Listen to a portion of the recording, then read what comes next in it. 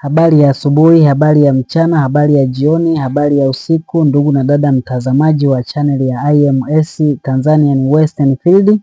Nakukaribisha tena katika muda huu mzuri kwa ajili ya kuendelea kujifunza na kuona neno la Mungu linasemaje katika habari za mambo ya wokovu wetu. Kwa majina ninaitwa Gabriel Atanasi Temanya. Utakuwa pamoja nami katika siku ya leo tena kwenye somo zuri ambalo liko mbele yetu. Masomo haya yanarushwa moja kwa moja kutoka katika kanisa la Waadventista wa Sabato wana matengenezo IMS, yani International Missionary Society Seventh Day Adventist Church Reform Movement. Nawakaribisha tena katika mwendelezo wa masomo yetu. Kabla hatujaendelea tupate ombi, tumkaribishe Mungu wetu awe pamoja nasi.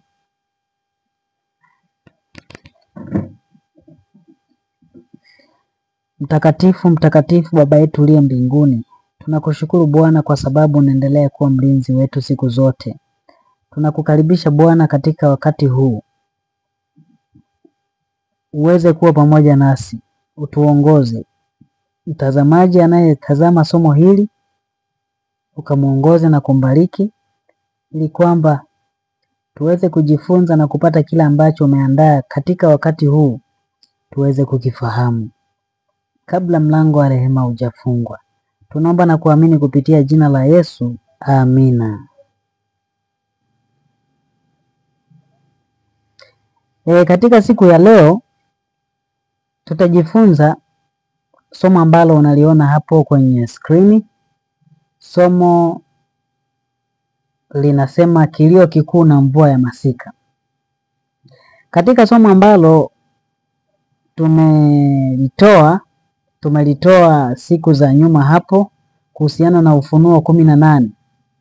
Tuliona jinsi ambavyo kilio kikuu kilianza mwaka 1888 na jinsi ambavyo kilio kikuu kingetimia hatua kwa hatua.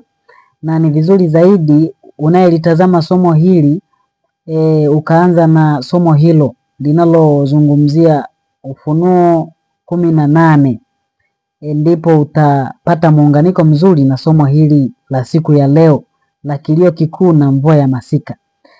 Somo hili ni kwa sababu ya maswali. Baadhi ya wengine wameuliza maswali kama kilio kikuu kilianza mwaka 1888, kwa nini nguvu ya Roho Mtakatifu haipo, haionekani? Udhihirisho wa nguvu kuu ya Roho Mtakatifu ambayo iliahidiwa haipo.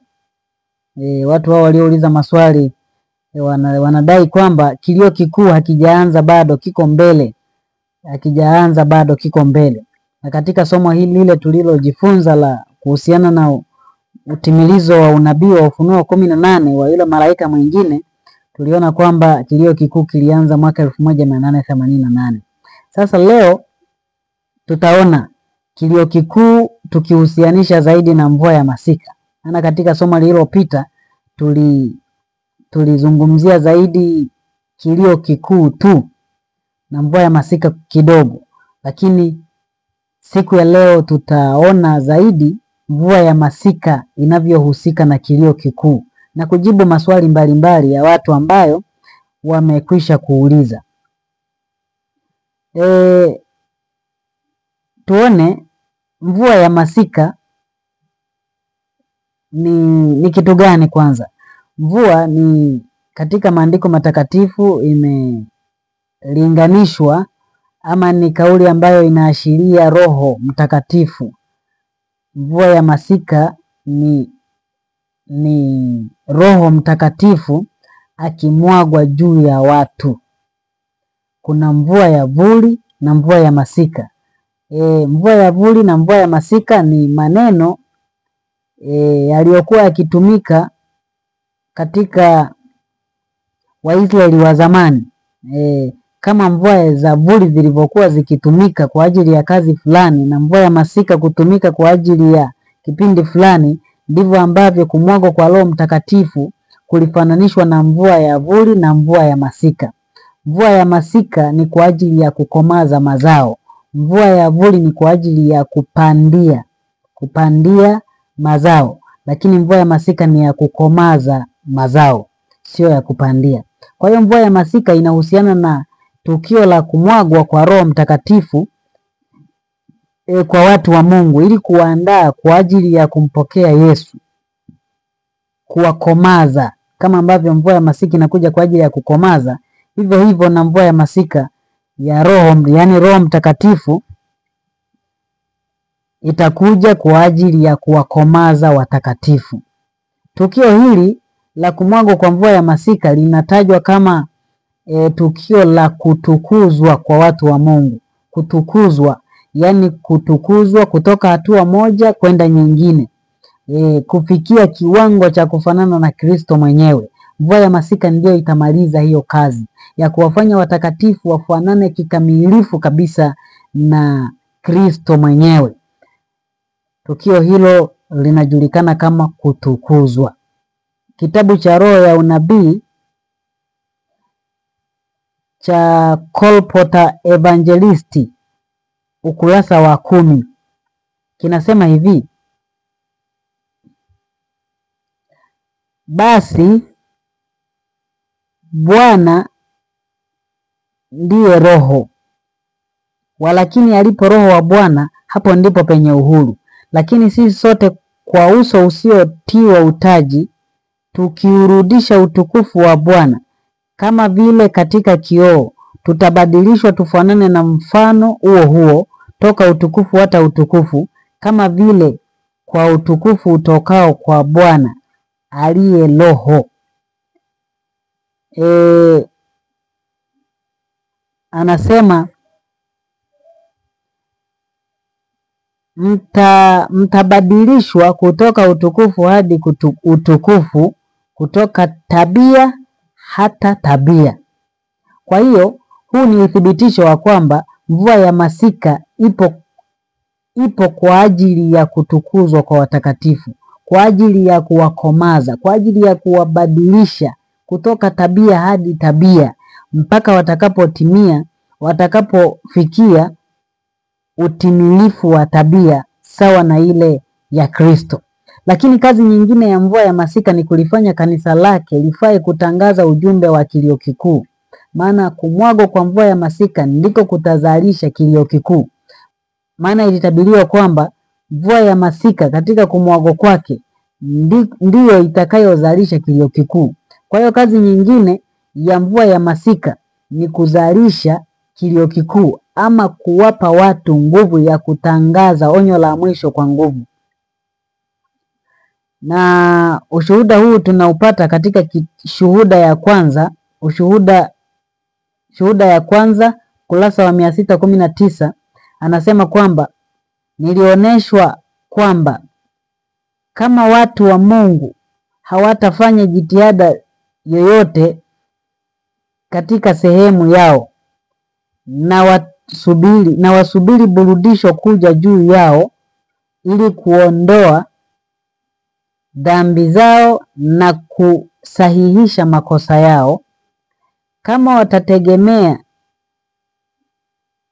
hilo kuja kuwasafisha, kuondokana na uchafu wa miili na roho zao, na wafae kwa ajili ya kuungana katika kilio kikuu cha malaika watatu, watapatikana wakiwa wamepungua.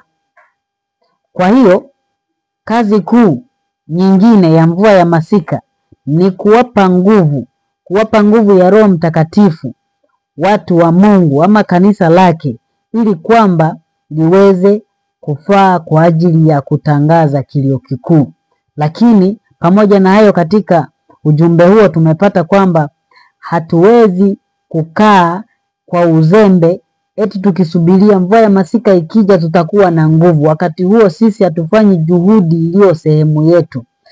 Maandiko yamesema kwamba tutaachwa nje, tutaachwa na wengine wataifanya hiyo kazi. Sisi tutaonekana tumepungua kwa sababu tulitarajia kwamba Mungu atafanya mpaka iliyo sehemu yetu. Lakini kazi nyingine ya mvua ya masika ni kuandaa watu kushinda majaribu na kustahimili taabu. Ni kuandaa watu kushinda wakati wa majaribu. Yesu mwenyewe wakati anajaribiwa na shetani aliongozwa na Roho wa Mungu akienda kujaribiwa. Maana yake ni kwamba bila Roho Mtakatifu hatuwezi kushinda majaribu. Kwa hiyo mvua ya masika ni kwa ajili ya kuwafanya watu wa Mungu wawe washindi wa dhambi kikamilifu. Katika kitabu cha Maandiko ya Awali ukurasa wa 277 anasema kazi ya malaika huyu inakuja katika wakati sahihi ili kuungana na kazi ya mwisho ya ujumbe wa malaika wa tatu, na hiyo itazaa kilio kikuu, na watu wa Mungu wakiandaliwa kusimama katika saa ya kujaribiwa ambayo inakuja upesi. Niliona nuru kubwa ikiwa juu yao, na walikuwa wameunganika pasipo hofu wakitangaza ujumbe wa malaika watatu. Kwa hiyo mvua ya masika inapokuja ilitabiriwa kuja ili kuja kuwaandaa watu wa Mungu waweze kusimama wakati wa saa ya majaribu. Maana pasipo mvua ya masika hakuna ushindi wa dhambi mkamilifu katika lile pambano, katika majaribu ambayo ni ya kuandaa watu kushinda ushindi wa mwisho na waweze kuingia katika ufalme wa Mungu. Kwa hiyo kutangazwa kwa ujumbe wa kilio kikuu na mvua ya masika ni vitu viwili vinavyokwenda sambamba. Hakuna kinachoachwa nyuma. Ni kwamba kumwagwa kwa mvua ya masika ndiko ambako kungezalisha kilio kikuu. Maana mvua ya masika inakuja kwa ajili ya kuwapa watu nguvu, watangaze onyo la mwisho kwa nguvu kuu na kazi ya Mungu iweze kumalizika. Sasa swali la kujiuliza ni hili: kilio kikuu kilianza lini? Kama mvua ya masika na kilio kikuu vinakwenda sambamba, haviachani, swali la kujiuliza, kilio kikuu kilianza lini? Tuliona kwamba kilianza mwaka 1888. Kilianza mwaka 1888, na ushahidi huo tunaupata katika kitabu cha Review and Herald ya Novemba 22 mwaka 1892 au Bible Commentary volume ya 7 ukurasa wa 984. Ushahidi unaonesha kwamba kilio kikuu kilianza mwaka 1888. Anasema wakati wa majaribu uko mbele yetu, kwa maana kilio kikuu cha malaika watatu kimeshaanza katika kufunuliwa kwa haki ya Kristo, mkombozi anayesamehe dhambi. Huu ni mwanzo wa nuru ya malaika mwenye utukufu ambao utaijaza dunia yote. Hapa shuhuda hii inaonesha kwamba kilio kikuu kilikuwa kimeshaanza. Kilianza wakati wa kufunuliwa kwa haki ya Kristo. Haki ya Kristo ilifunuliwa lini? Haki ya Kristo ilianza kufunuliwa lini? Katika historia ya Uadventista mwaka 1888 katika mkutano wa Minneapolis ndipo ambapo haki ya Kristo ilifunuliwa kwa kanisa kupitia watumishi wawili, A.T. Jones na E.J. Waggoner. Hapo ndipo kilio kikuu kinatajwa kilianzia hapo, wakati wa kufunuliwa kwa haki ya Kristo. Msikilizaji, sikiliza vizuri. Kumekuwa na mgogoro hapa, watu wanapata kigugumizi kukiri kwamba kilio kikuu kilianza mwaka 1888. Lakini neno ndio limesema, neno lililovuviwa limesema kilio kikuu kilianza mwaka 1888. Kwa hiyo namna yoyote ya kukanusha haiwezekani. Sasa tutaona jinsi gani hiki kilio kikuu kilichoanza mwaka 1888 ina maana kiliambatana na umwagwaji wa mvua ya masika. Kama kilio kikuu kilianza mwaka 1888, maana yake na mvua ya masika ilimwagwa wakati huo, ili kuwapa watu nguvu waweze kutangaza ujumbe wa kilio kikuu ambao umeshakuja tayari. Sasa swali la kujiuliza, je, mvua ya masika nayo ilianza mwaka 1888? Maana hiyo pekee ndio inayoweza kuwapa watu nguvu kupeleka ujumbe wa kilio kikuu kwa dunia yote kwa nguvu. Sasa kuna ushahidi wa wazi hapa kutoka katika kitabu cha Selected Messages, gombo la kwanza, ukurasa wa 234 aya ya 6. Ushahidi unaonesha kwamba wakati wa kufunuliwa kwa haki ya Kristo mwaka 1888, mvua ya masika Mungu alikuwa ametarajia, Mungu alikuwa amepanga, Mungu alikuwa amekusudia kuwamwagia watu wake mvua ya masika ili waweze kwenda kutangaza ujumbe wa kilio kikuu kwa nguvu kubwa. Kitabu cha Selected Messages, ukurasa wa 234 aya ya 6. Selected Messages, gombo la kwanza. Anasema hivi: kutokukubali kusalimisha maoni yao na kukubali ukweli huu, sura ya msingi mkubwa wa upinzani ulidhihirika pale Minneapolis dhidi ya ujumbe wa Bwana kupitia ndugu Wagner na Jones. Kwa kuchochea upinzani, Shetani alifanikiwa kuwazuilia watu mbali.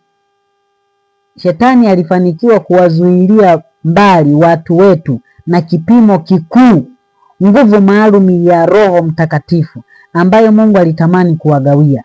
Adui aliwazuilia kupata nguvu hiyo ambayo ingekuwa yao katika kupeleka ukweli kwa ulimwengu, kama mitume walivyoitangaza baada ya siku ya Pentekoste. Mtazamaji, sikiliza vizuri hii point.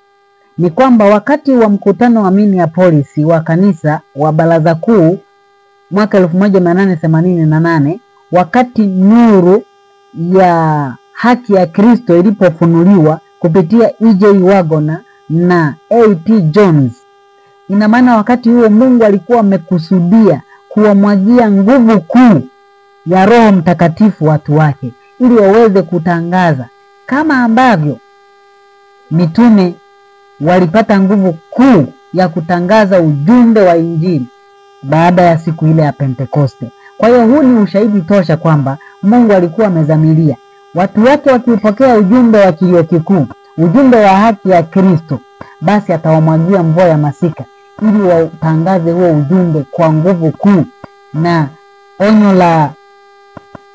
la ujumbe wa malaika watatu limalizike upesi. Sasa katika kitabu cha maandiko ya awali ukurasa wa 277 tumeona kwamba mvua ya masika ni kwa ajili ya kuandaa watu kukabiliana na majaribu. Mvua ya masika ni kwa ajili ya kuandaa watu kukabiliana na majaribu, kuwapa nguvu, kuwapa uwezo wa kushinda majaribu. Lakini pia katika gombo la kwanza la shuhuda kwa kanisa ukurasa wa 619 tumeona kwamba mvua ya masika ni kwa ajili ya kuwapa nguvu watu wa Mungu waweze kutangaza ujumbe wa kilio kikuu.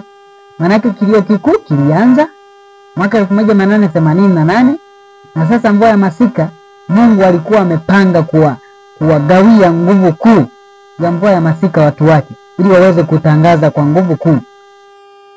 Kwa hiyo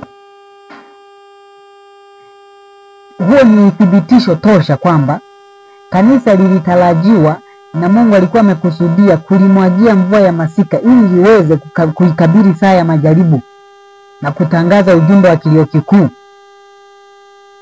Lakini sasa kilichofanyika ni kinyume na mpango wa Mungu. Kama ambavyo Wayahudi waliongozwa na Shetani katika kupinga roho wa Mungu, Wayahudi waliongozwa na Shetani kuwa na shingo ngumu.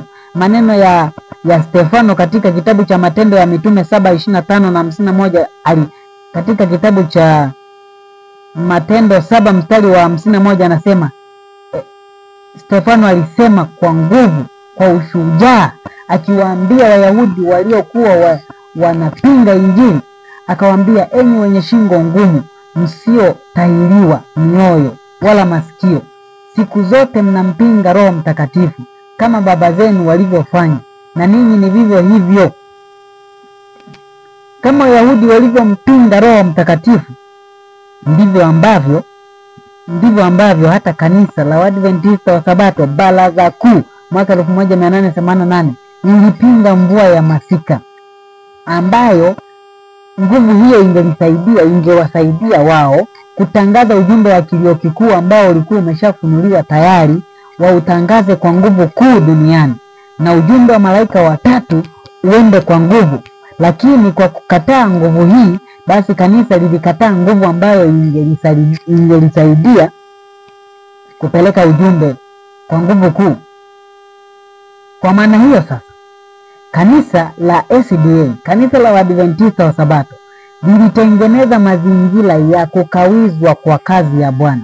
Maana Mungu anasema tufanye iliyo sehemu yetu, na yeye atafanya iliyo sehemu yake.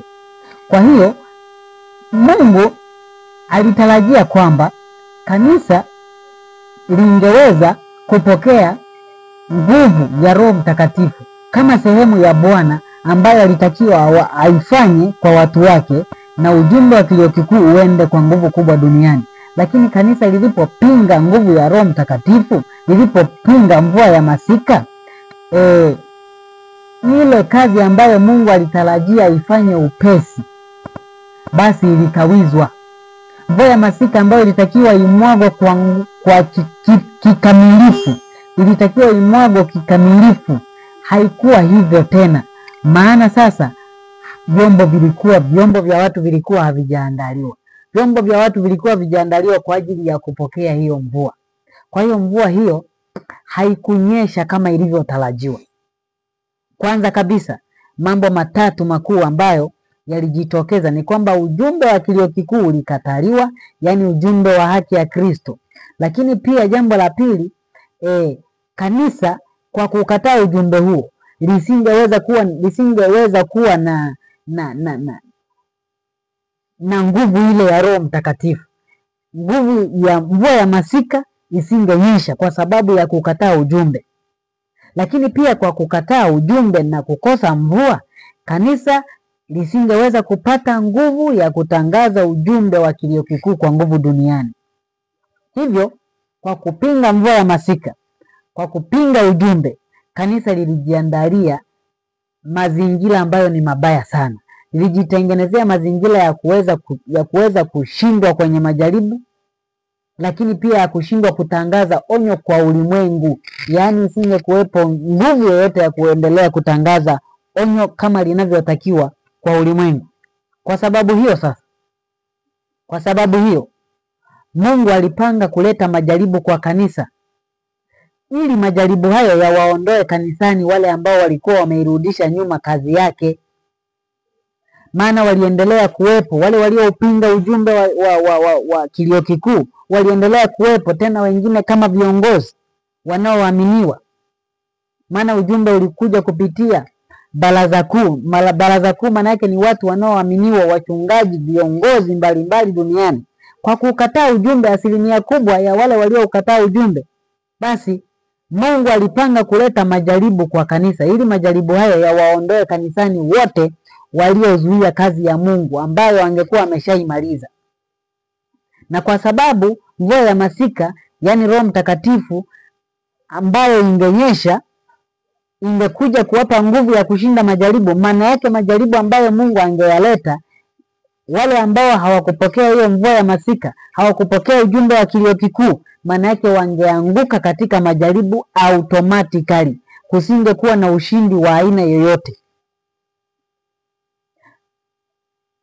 Kutoka katika kitabu cha Matukio ya Siku za Mwisho, ukurasa wa 175 aya ya kwanza Kiingereza, anasema hivi: wale ambao walikuwa na upendeleo na fursa za kuwa na ujuzi kuhusiana na ukweli, na bado wanaendelea kutenda kinyume na kazi ambayo Mungu angelikuwa ameimaliza, wataondolewa nje.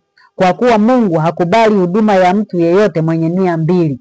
Sikiliza ndugu mtazamaji, ni kwamba Mungu alipanga kuleta majaribu baada ya kanisa. Asilimia kubwa ya wajumbe katika mkutano ule wa Minneapolis wa Baraza Kuu kukataa ujumbe wa kilio kikuu, kumpinga Roho Mtakatifu. Maana yake hapo kanisa likawa halijajiandaa kwa ajili ya kuimaliza kazi.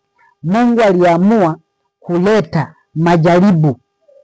Sio papo kwa hapo, ni muda ulipita. Wale ambao wamefuatilia masomo yetu nyuma, tunaona jinsi ambavyo kanisa lilibembelezwa na Mungu. Lilibembelezwa na Mungu kwa muda mrefu ili liweze kutubu hii dhambi ya kukataa ujumbe wa kilio kikuu na kukataa na kupinga mvua ya masika, lakini kanisa halikuweza kutubu. Mungu akatumia mpaka mioto ikaunguza kituo cha Battle Creek cha sanitarium, ikaunguza kituo cha uchapishaji cha Review and Herald.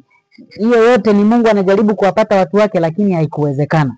Sasa Mungu akaamua alete majaribu ya moto, majaribu ya kuwapepeta watu wake, ili kwamba waliokuwa wameirudisha nyuma ya kazi yake waweze kuondolewa nje. Anasema hivi,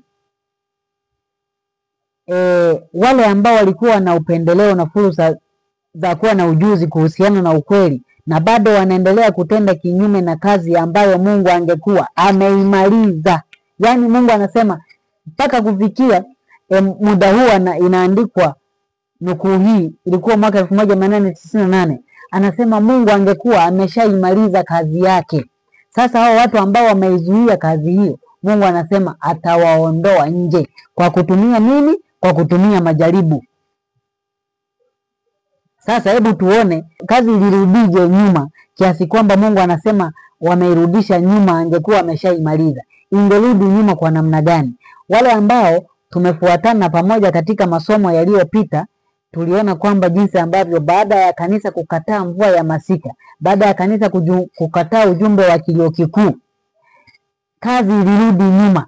Na nabii Ellen G. White alioneshwa namna ambavyo kazi ya Mungu ilirudi nyuma duniani. Waadventista wa Sabato walikuwa wamefanya kwa sehemu yao mpaka kufika mwaka 1888. Wamefanya jitihada zao za kuhubiri Injili, za kuhubiri Sabato duniani. Walikuwa wamefikia hatua ambayo sasa imebaki tu sehemu ya Mungu kufanya, yani kwa kuwapa nguvu ya Roho Mtakatifu waweze kuimaliza haraka kazi ya kutoa onyo duniani.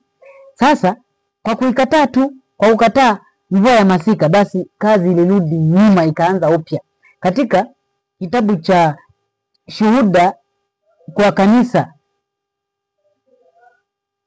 kitabu cha Shuhuda kwa Kanisa gombo la 8 ukurasa wa 41, anaeleza hapo jinsi ambavyo kanisa lilirudisha nyuma kazi. Kazi ilirudi nyuma kwa sababu ya watu wake wamekataa nguvu ya mvua ya masika ambayo ingewapa nguvu ya kupeleka onyo, na jinsi ambavyo kwa kukataa ujumbe wa kilio kikuu kazi ilirudi nyuma. Katika kitabu cha Shuhuda gombo la 9 ukurasa wa 28 na 29, inaonesha hapo jinsi gani kanisa kwa kukataa ujumbe wa kilio kikuu na kupinga mvua ya masika, kanisa lilirudisha nyuma kazi ya Mungu. Anasema, nilionekana kama nimo ndani ya mkutano mkubwa sana, na mmoja mwenye mamlaka alihutubia mkutano ule mbele ya yule aliyeeneza nje ramani ya ulimwengu. Akasema kuwa ramani iliyochorwa ni shamba la mizabibu la Mungu ambalo limepaswa lilimwe. Kumbuka, shamba la mizabibu linafananishwa na dunia na walimaji ni watu wa Mungu. Anaendelea nasema, kama vile nuru kutoka mbinguni inavyong'aa juu ya kila mmoja, na huyo naye aipeleka kwa wengine. Nuru zingewashwa katika sehemu nyingi, na kutokana na nuru hizo bado nuru zingine zingeliwashwa. Maneno yalirudia, ninyi ni chumvi ya ulimwengu, lakini chumvi ikiwa imeharibika itiwe nini hata ikolee? Haifai tena, itatupwa nje na kukanyagwa na watu. Ninyi ni chumvi ya dunia, lakini chumvi ikiwa imeharibika itatiwa nini hata ikolee? Haifai tena kabisa, ila kutupwa nje na kukanyagwa na watu. Ninyi ni nuru ya ulimwengu. Mji hauwezi kusitirika ukiwa juu ya mlima, wala watu hawawashi taa na kuiweka chini ya pishi, bali juu ya kiango, nayo yawaangaza wote waliomo nyumbani. Vivyo hivyo nuru yenu na iangaze mbele ya watu, wapate kuyaona matendo yenu mema, wamtukuze Baba yenu aliye mbinguni. Mathayo 5:13 hadi 16.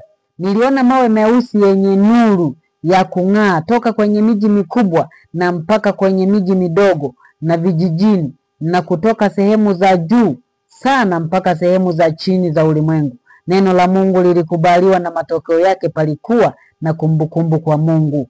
Katika kila mji na kijiji ukweli wake ulitabiriwa ulimwenguni mote. Maelezo haya yaliyotangulia ni maelezo yanaeleza kazi ambayo kanisa la Waadventista wa Sabato lilikuwa limeifanya kazi kwenye miji na vijiji kuanzia mwaka 1844 mpaka kufikia mwaka 1888. Lakini kitendo tu cha kukataa ujumbe wa kilio kikuu, kitendo cha kukataa mvua ya masika ambayo ilitakiwa inyeshe, kanisa ilirudisha kazi nyuma. Ilirudishaje kazi nyuma? Sikiliza nukuu hii. Anasema, walakini ramani hii, ramani gani? Ile ambayo inaonesha kazi ya Mungu ilikuwa imeenea sehemu nyingi. Ramani hiyo iliondolewa na ramani nyingine iliwekwa mahali pake. Katika ramani hii nuru iliweza kung'aa tu toka sehemu chache tu. Sehemu kubwa ya ulimwengu ilibaki katika giza, ikiwa na nuru ndogo hapa na pale. Mwalimu wetu akasema, giza hili ni matokeo ya njia zao wenyewe. Giza hili ni matokeo ya kufuata njia zao wenyewe. Wamejilisha ulisi na kupalilia mwendo wa yule muovu. Wamejifanyizia maswali na masuto na kumlaumu mfalme wa uzima wao. Mioyo yao haiko sawa na Mungu. Wameficha nuru chini ya pishi. Sikiliza ndugu mtazamaji, ni kwamba kanisa kwa kukataa ujumbe wa kilio kikuu, kwa kukataa mvua ya masika, lilirudisha kazi nyuma, na badala ya ile nuru ilikuwa imeangaza kazi waliokuwa wameifanya, giza likafunika dunia. Ina maana shamba la mizabibu likaanza upya, lishughulikiwe upya. Kwa hiyo hao ndio watu wanaozungumza katika nukuu ile tuliyoisoma kwamba majaribu yalitakiwa yaje ili yawaondoe nje ya kanisa wale ambao walikuwa wameirudisha kazi nyuma ambayo Mungu angekuwa ameshaimaliza. Kwa hiyo kitendo cha kukataa mvua ya masika mwaka 1888 kwa kukataa ujumbe wa kilio kikuu, kanisa lilirudisha kazi nyuma, na wale waliokataa huo ujumbe pengine ni viongozi kabisa waliokuwa na wajibu mzuri ndani ya kanisa, wajibu muhimu, walikwamisha kazi kwa kupinga mvua ya masika. Na Mungu alipanga kuwaondoa kwa njia ya haki ya majaribu. Wangekuja kupepetwa nje kwa njia ya majaribu. Sasa kumbuka kwamba mvua ya masika ilikuwa inawaandaa watu kwa ajili ya kushinda majaribu. Tumeona katika nukuu tulizozisoma mwanzoni. Ilikuwa ingewaandaa watu kwa ajili ya kukabiliana na majaribu na kushinda majaribu. Kwa hiyo majaribu ambayo yangeletwa sasa ni kwamba wale ambao walipinga mvua ya masika mwaka 1888 na wazao wao wasingeweza kustahimili majaribu, wangepepetwa nje tu kwa namna yoyote ile. Kanisa, ina maana wale tu ambao wangeshinda majaribu ni wale waliopokea tu mvua ya masika mwaka 1888 na wazao wao walioamini katika mvua ya masika na ujumbe wa kilio kikuu. Lakini ina maana kuna wachache ambao waliopokea ujumbe, walipokea mvua ya masika kwa kiwango chake, si kile ambacho Mungu alitarajia. Wakanyeshewa wachache, wengine wakatoka wakiwa wakavu, wakiwa wameupinga ujumbe wa kilio kikuu, wakiwa wamempinga Roho Mtakatifu kama walivyofanya Wayahudi. Kuna kitu kingine cha kukumbuka kwamba kanisa lingepokea mvua ya masika mwaka 1888, ina maana katika baraza kuu ujumbe wa kilio kikuu, ujumbe wa haki ya Kristo ungepokelewa na wote. Basi mvua ya masika ingenyesha, na mvua ingenyesha, maana yake kanisa lingepata nguvu kuu ya kutangaza onyo la malaika watatu, la kutangaza onyo la malaika yule watatu, na sheria ya Jumapili ingetangazwa mapema sana miaka 1888 na kuendelea hapo. Unabii unaeleza kwamba kulikuwa na harakati za kutangazwa kwa sheria ya Jumapili mwaka 1888, yani ilikuwa karibu sana itangazwe. Lakini kitendo cha kanisa kukataa mvua ya masika, basi hizo harakati Mungu alizizima, kwa sababu watu wake hawajajiandaa kukutana na majaribu. Harakati hizo Mungu akazizima ili kuruhusu watu wake wajiandae tena. Na hivyo sasa, ili kuwasafisha, ili kulitakasa kanisa lake, akaamua kuleta majaribu mengine tofauti na sheria ya Jumapili. Majaribu mengine ya mfumo ule ule yanayompima mtu kwenye utii wa sheria za Mungu. Maana hata sheria ya Jumapili itakuja kuwa kipimo kwa sheria ya Mungu. Kwa hiyo Mungu aliamua kuleta majaribu yale yale yanayompima mtu utii kwa sheria zake, ili kwamba aone alipepete kanisa lake, na wale wote ambao hawakuwa tayari kufanya kazi naye wangeondolewa nje kupitia majaribu. Kitabu cha Shuhuda ya 3 ukurasa wa 115 aya ya kwanza inaeleza jinsi ambavyo Mungu anachagua majaribu ya moto kulisafisha kanisa lake. Ulimwenguni mnayo dhiki, Kristo alisema, lakini ndani yangu mtakuwa na amani. Majaribu ambayo Mkristo anayapata katika huzuni, dhiki, fedheha, ndiyo njia zilizochaguliwa na Mungu kutenganisha magugu kutoka kwenye ngano. Kwa hiyo Mungu amezichagua njia hizi za dhiki, fedheha, huzuni kama njia ambazo amezichagua ili kulitakasa kanisa lake, kulitenganisha uchafu kutoka kwenye ngano. Ndugu mtazamaji, elewa jambo moja. Elewa pointi za muhimu. Kilio kikuu kilianza mwaka 1888. Ushahidi upo, tumeusoma. Lakini pia mvua ya masika Mungu alikuwa amepanga imwagwe kwa kanisa lake mwaka 1888.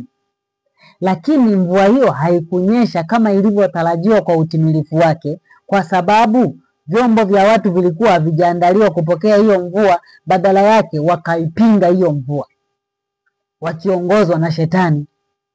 Maana yake usije ukasema kwamba kilio kikuu, ukisikia kwamba kilio kikuu kilianza mwaka 1888 ukanushe, kwa sababu unatambua tu kwamba kilio kikuu kitaambatana na nguvu kuu ya Roho Mtakatifu.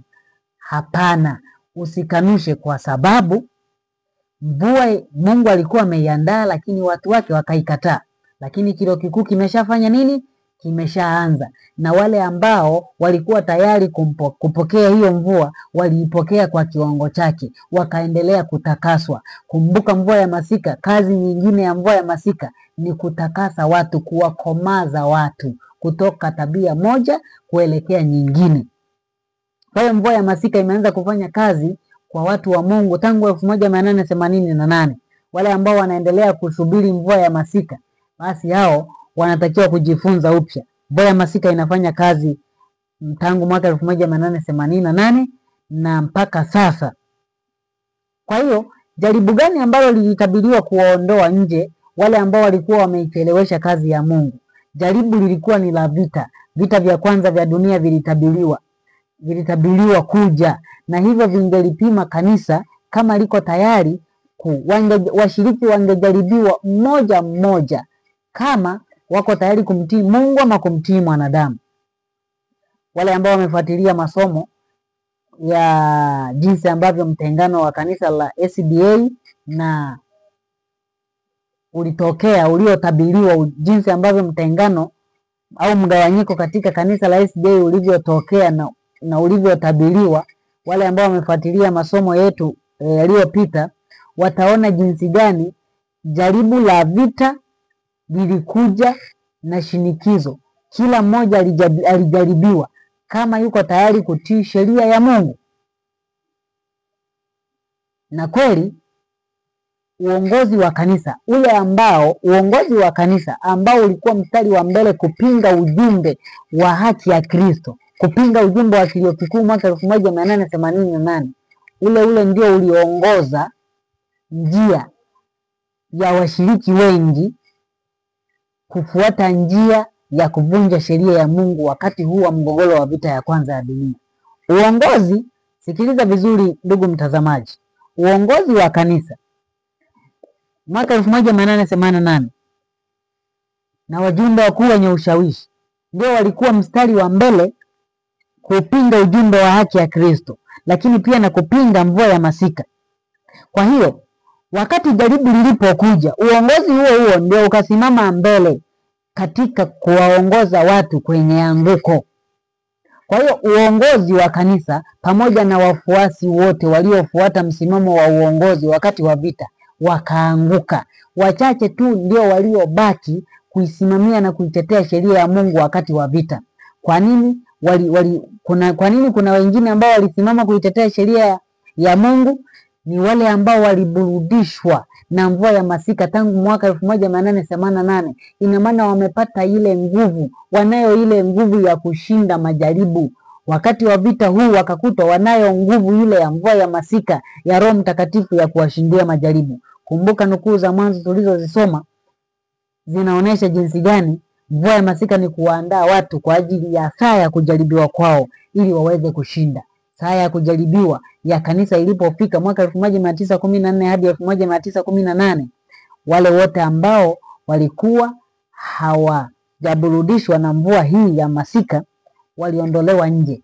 Kuondolewa nje ya kanisa maana yake ni kujitenga na imani, ni kujitenga na ukweli, ni kujitenga na sheria ya Mungu. Lakini wale ambao walikuwa wameburudishwa na mvua hiyo ya masika walishinda jaribu hilo. Hao ndio wakawa wana matengenezo, na mtengano uliotabiriwa kutokea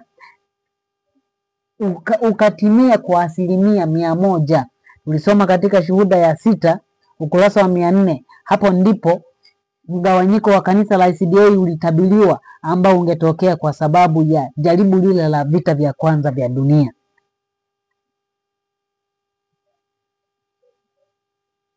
Katika ukurasa wa 271 aya ya kwanza ya kitabu cha Maandiko ya Awali, tunaona jinsi ambavyo anaeleza juu ya watu wa Mungu katika wakati wa mwisho. Anasema kwamba idadi ya kundi hili, yani la watu wa Mungu, ilikuwa imepunguzwa. Wengine walikuwa wamepepetwa na kuachwa kando ya njia, wazembe na wasiojali ambao hawakujiunga na wale waliokuwa wakipigania ushindi na wokovu kwa maombi ya bidii. Ustahimilivu na uchungu hawakuupata, nao walibaki gizani na nafasi zao zilijazwa mara moja na wengine walioishika kweli na kujiunga na kundi. Malaika waovu walikuwa bado wamesongamana kuwazunguka, lakini hawakuweza kuwashinda. Kwa hiyo safari ya watu wa Mungu inaelezwa jinsi ambavyo ilikuwa inaenda. Kadiri ilivyokuwa inaenda ndivyo ambavyo idadi yao ilikuwa inaenda inapungua. Kwa sababu gani idadi yao inapungua? Kwa sababu ya majaribu. Tumeona jinsi ambavyo Mungu anachagua njia za mateso, njia za dhiki. Amezichagua kutenganisha uchafu kutoka kwenye ngano. Kwa hiyo kanisa la Mungu lilitembea hivyo huku idadi ikiwa inaendelea kupungua. Hivyo mwaka 1910 katika kipindi cha vita, idadi ya washiriki wa kanisa ilipungua, wale ambao walibaki kuisimamia ile kweli. Idadi kubwa ya washiriki ikaingia katika anguko, na idadi ndogo tu ndio ikaendelea kuitii sheria ya Mungu kama wana matengenezo. Sasa ina maana kuanzia mwaka 1888, kwa sababu wengi waliopinga ujumbe wa kilio kikuu na kupinga mvua ya masika, mvua ilinyesha kidogo, si kwa ukamilifu wake. Kwa hiyo usiseme kwamba mvua ya masika haijaanza. Ilianza mwaka 1888. Kama tulivyoona, Mungu alikusudia kuwanyeshea mvua wangeukubali ujumbe wa kilio kikuu. Lakini kwa sababu waliukataa, basi mvua ilinyesha kidogo tu, tena kwa wale walioukubali ujumbe wa kilio kikuu, ili waweze kuwa wajumbe ndani ya kanisa, wakiwatangazia wengine Ndio maana katika ile somo linalohusu malaika wa Ufunuo 18 tuliona huyu malaika ni nani? Ni wajumbe wanaoishikilia kweli ambao walianza kazi ndani ya kanisa. Huyu malaika anaanza kazi yake ndani ya kanisa, kisha anamaliza na hiyo kazi nje ya kanisa. Kwa hiyo wale ambao walipokea mvua ya masika kwa kiwango ambacho ni kwa kiwango chake, lakini si kila ambacho Mungu alikuwa anatarajia. Kama wote wangekubali kupokea hiyo mvua ya masika, kama wangeukubali ujumbe wa kilio kikuu, basi waliopokea mvua hiyo ya masika kwa kiwango chake kidogo waliendelea kuwa wajumbe ndani ya kanisa. Hivyo zamu ya mwisho ya utoaji wa onyo la mwisho kwa ulimwengu itaambatana na kumwagwa kwa mvua ya masika katika utimilifu wake. Tuliona jinsi ambavyo kilio kikuu kitaenda kwa hatua tatu. Kilianza mwaka 1888 kikadhihirika wakati wa utoaji wa nuru. Mwaka 1914 mvua ya kilio kikuu kikadhihirika kwa wale ambao walianza kukipokea mwaka 1888. Kilio kikuu, ujumbe wa kilio kikuu ukadhihirika mwaka 1914-18 wakati wa vita vya kwanza vya dunia. Malaika akapaza sauti kuwaita watu. Malaika yule mwingine akawaita watu, kuwaita katika utii wa amri za Mungu. Maana ujumbe wa kilio kikuu unawaita watu kuja kwenye utii wa sheria ya Mungu. Kwa hiyo awamu ile ya tatu inayokuja ni ya mvua ya masika kuja kwa kiwango kikubwa sasa, ambacho kinakuja kumwagwa kwa wajumbe ambao wamebarikiwa, wameburudishwa na mvua ya masika kidogo kidogo tangu mwaka 1888 mpaka kipindi ambacho mvua ya masika kwa wingi itakuja, wakati ambao kanisa litakuwa limefanya sehemu iliyo yake na Mungu atamalizia hiyo kazi. Kwa hiyo awamu ya tatu inayokuja ndio ambayo ina nguvu zaidi. Hiyo hatujui inakuja muda gani. Tunapaswa kujiandaa kwa ajili ya kupokea mvua hiyo. Miujiza mingi ndio inayosemwa kwamba itakuwepo na miujiza mingi ambayo itafanywa na watu wake, lakini ujumbe utapelekwa kwa nguvu kuu ambayo hakuna mtu ambaye atapingana nao. Sasa hoja ambazo zinaleta maswali kwa wengi ni kwamba kama mvua ya masika ilianza ama kama kilio kikuu kilianza mwaka 1888, kwa nini mvua ya masika haikunyesha? Tumeshajibu, tumeshaona kwamba mvua ilitakiwa inyeshe, lakini kanisa likapinga. Wakapokea wachache mvua ambayo ni kwa kiwango kidogo, maana watu hawajaandaa vyombo. Kwa hiyo wale waliobarikiwa na mvua ya masika tangu mwaka 1888, hao ndio malaika mwingine ndani ya kanisa. Kwa hiyo kilio kikuu kilianza pamoja na kumwagwa kwa mvua ya masika tangu mwaka 1888. Kwa hiyo wale ambao wanatarajia mpaka wangeona miujiza waone nini mwaka 1888, isingeonekana hiyo miujiza ya kudhihirishwa kwa mvua ya masika, kwa sababu kanisa liliukataa ujumbe. Hivyo wale ambao wanakanusha kwamba kilio kikuu hakikuanza mwaka 1888 kwa sababu nguvu kuu ya Roho Mtakatifu ambayo imeahidiwa haikumwagwa, hao ni sawa na Wayahudi wanaosema Masihi hajaja bado, kwa sababu huyo Yesu aliyekuja hakutimiza yale ambayo yametabiriwa kwenye maandiko. Tuliona kwamba Wayahudi walipokuwa wanasoma unabii wakuja kwa Masihi mara ya pili, wao walielekeza kwamba unabii huo ungetimia wakati Masihi anakuja mara ya kwanza. Ndio maana wakamkataa alipokuja mara ya kwanza, wakaona kwamba huyu Masihi mbona hajatimiza yale yaliyotakiwa. Kwa hiyo ujumbe wa kilio kikuu na mvua ya masika kwa awamu ya kwanza napo haikufanya kazi yake iliyotarajiwa.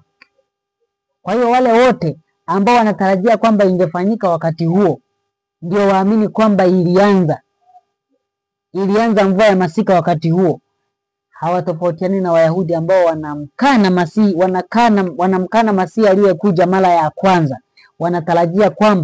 Wanamtarajia yule ambaye angekuja kwa fahari nyingi.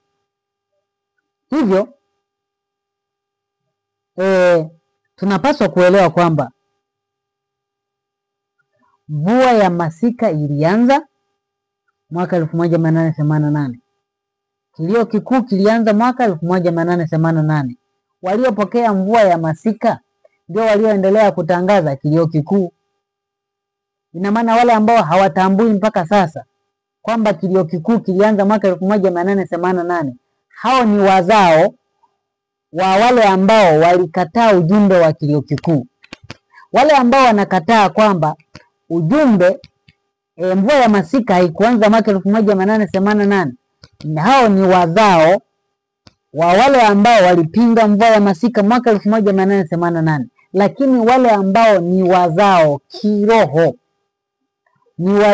kiroho wa wale ambao wanaamini na kutambua kilio kikuu na mvua ya masika vilianza mwaka 1888, hao ndio watatambua mpaka sasa kilio kikuu na mvua ya masika inaendelea, na kwa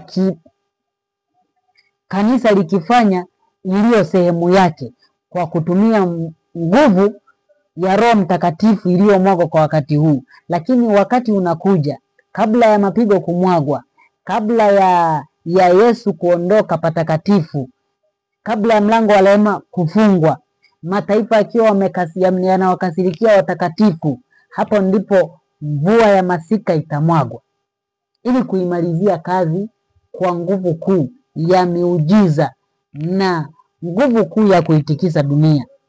Kwa hiyo mtazamaji wa chaneli hii ya IMS Tanzanian Western Field, somo hili ni maalum sana kwa wale ambao wameuliza kwamba kilio kikuu, uhusiano wa kilio kikuu na mvua ya masika. Kwa hiyo mvua ya masika na kilio kikuu vyote vilianza muda mrefu na vinaendelea ndani ya kanisa. Kwa hiyo naendelea kuwaalika watu wote waendelee kufuatilia masomo ambayo tunaendelea kuyatoa, ili kwamba waelewe vitu vingi kuhusiana na ukweli huu wa leo na unabii wa siku hizi za mwisho. Wayahudi walimkataa Yesu si kwa sababu walikuwa ni wajinga sana. Unaweza ukasema Wayahudi walikuwa wajinga sana wakamkataa Yesu, kitu ambacho labda pengine wewe unahisi kwamba mimi nisingekifanya. Lakini ukweli ni kwamba unabii waliokuwa wanausoma walikuwa hawauelewi. Unabii ulikuwa unamaanisha hivi, wao wakauelewa pengine. Kama hivi leo wengi wanasubiria mvua ya masika, wanasubiria kwamba inakuja, kilio kikuu kinakuja, wakati kumbe kilio kikuu kipo tayari, kinaendelea mpaka sasa hivi. Mvua ya masika inaendelea kumwagwa mpaka sasa hivi. Ndivyo ambavyo Wayahudi wanaendelea kumsubiri Masihi, wakati kumbe Masihi alishakuja. Laiti wangelijua yawapasayo, laiti wangelijua yawapasayo kutenda, basi ingekuwa heri kwao. Ingekuwa heri pia kwa wale wote ambao,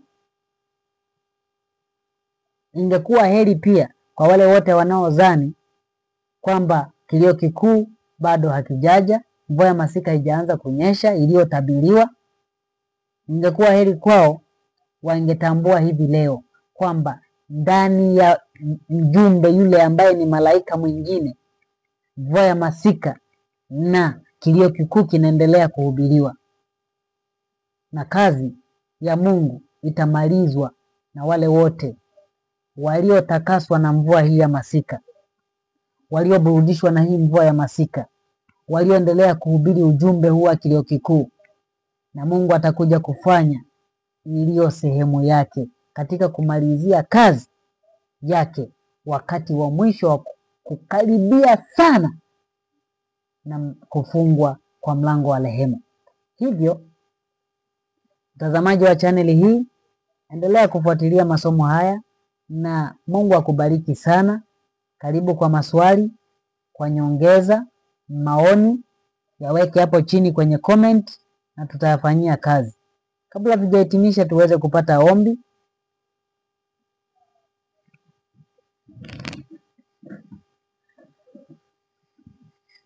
Baba yetu uliye mbinguni, tunakushukuru kwa ulinzi wako.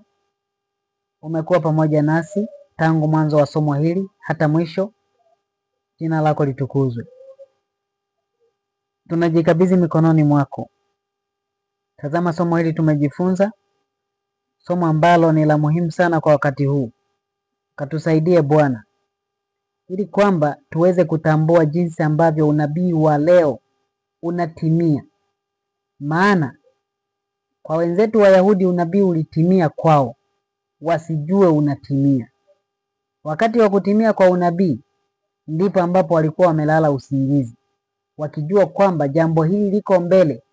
Kumbe wakijua kwamba Masihi atakuja, kumbe ameshakuja. Hivyo na sisi ukatuepushe na makosa yale ambayo shetani aliwaongoza wenzetu kuyatenda. Tukatambue wakati wa kujiliwa kwetu, tukatambue nyakati na majira. Tunaomba na kuamini kupitia jina la Yesu. Amina. Anatusihi, atuita kwa upole, usikawie rafiki.